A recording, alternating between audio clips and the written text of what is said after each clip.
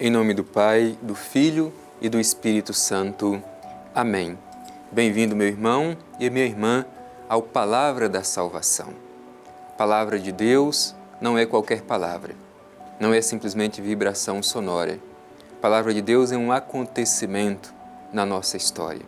Por isso ela pode transformar, modificar a nossa vida.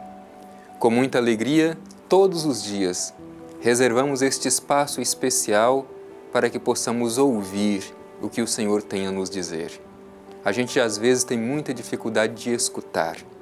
Geralmente a gente sabe dizer, falar a Deus, mas a gente não sabe escutar o que Ele tem a nos dizer.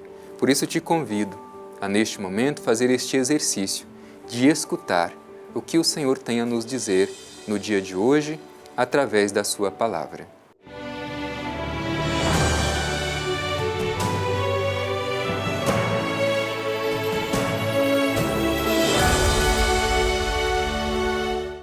Do Evangelho de Jesus Cristo segundo Mateus. Glória a vós, Senhor. A quem compararei esta geração? Ela é como crianças sentadas nas praças, a desafiarem-se mutuamente. Nós vos tocamos flauta e não dançastes. Entoamos lamentações e não batestes no peito. Com efeito veio João, que não come nem bebe, e diziam, um demônio está nele. Veio o Filho do Homem, que come e bebe, e dizem, eis aí um glutão e beberrão, amigo de publicanos e pecadores. Mas a sabedoria foi justificada pelas suas obras. Palavra da salvação. Meu irmão, minha irmã, mais uma vez estamos confrontando nossa vida com a Palavra de Deus. E como é bom a gente ser confrontado com a Palavra de Deus. A Palavra nos interpela, ela é sempre nova, ela é sempre atual e nos ajuda a rever o nosso modo de nos relacionar com Deus e, sobretudo, o nosso modo de viver a nossa fé. Como nos relacionamos com Jesus? Como o acolhemos? Como vivemos a nossa vida de fé? Este Evangelho começa dizendo que Jesus compara esta geração com as crianças. E aqui é interessante porque muitas vezes a imagem da criança é utilizada, mas numa outra dimensão, no sentido da sua inocência. Mas nesta perspectiva utilizada no Evangelho de hoje, quando Jesus pergunta a quem compararei esta geração, ela é como crianças sentadas nas praças a desafiarem-se mutuamente. Jesus está falando da infantilidade que muitas vezes a gente pode viver a nossa experiência religiosa. Para Jesus não é razoável uma experiência religiosa infantil. Jesus exige de nós maturidade na fé. Por isso esse trecho do Evangelho é necessário, é urgente. É preciso que busquemos acolher esta palavra de Jesus, porque também hoje Jesus pode olhar para o nosso modo de nos comportar na comunidade, na igreja, e pode ser que Ele também se pergunte em relação a nós com quem hei de comparar esta geração. E será que nós seremos comparados a crianças porque somos imaturos na nossa fé, porque não temos uma espiritualidade amadurecida, aprofundada, bem fundamentada? E aí diz Jesus do porquê que esta geração é comparada com as crianças. Tocamos flauta e não dançastes, entoamos lamentações e não batestes no peito. Quantas vezes também isso não acontece conosco, né? Quantas vezes nada está bom para a gente, nada nos agrada. Se tocam flautas, não dançam. Se tocam lamentações, não choram, não batem no peito. Nada está bom. Muitas vezes a gente também é assim. E pode ser que seja eu e pode ser que seja você. Na igreja, meu irmão, quando a gente alcança à maturidade, a gente supera esse tipo de comportamento. A gente está além desse tipo de comportamento.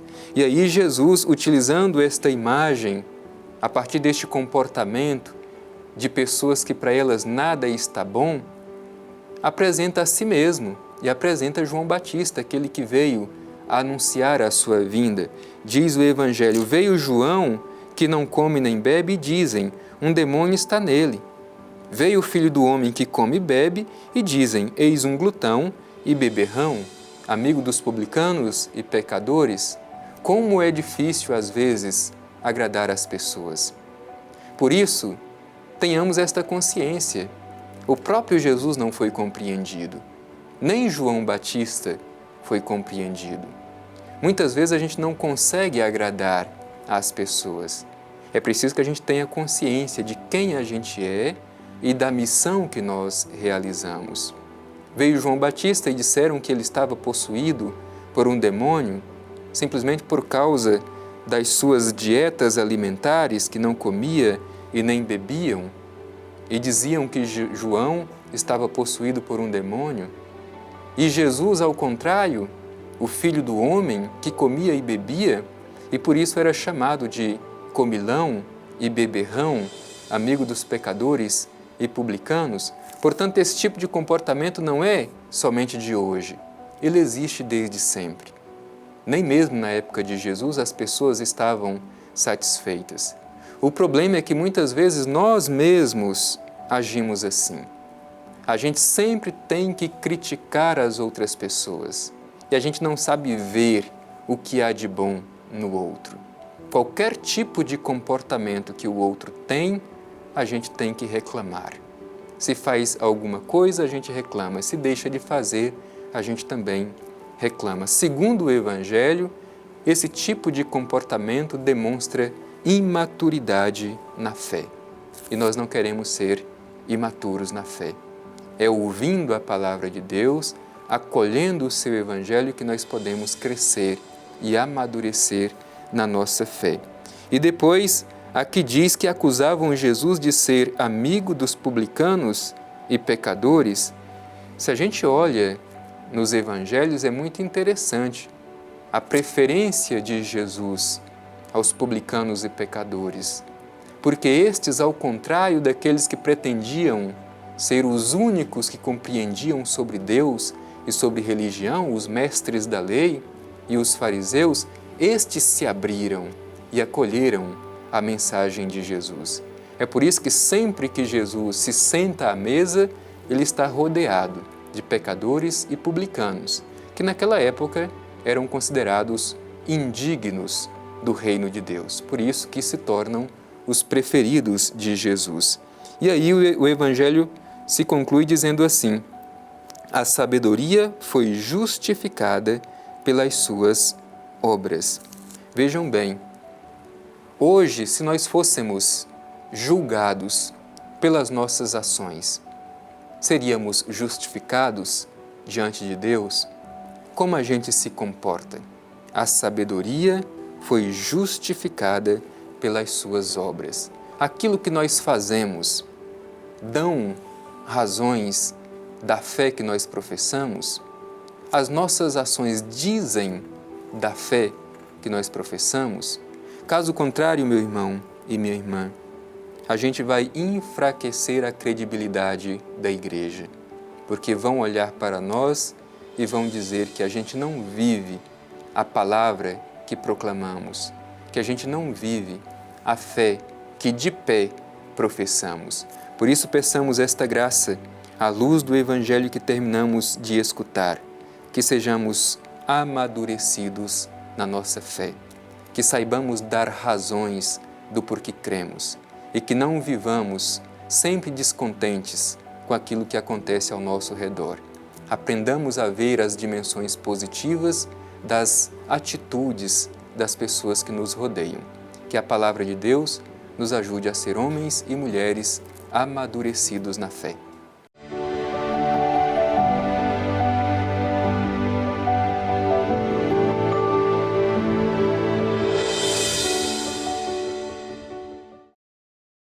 Tendo escutado a palavra de Deus, e tendo refletido, meditado esta palavra no hoje da nossa história, do nosso cotidiano, nós queremos agora nos voltar confiantes ao Pai Eterno e a Ele dirigir a nossa oração de gratidão por mais esta oportunidade que tivemos de escutar e refletir a Sua palavra. Por isso, juntamente comigo, reze também, faça a sua prece, a sua oração ao Divino Pai Eterno.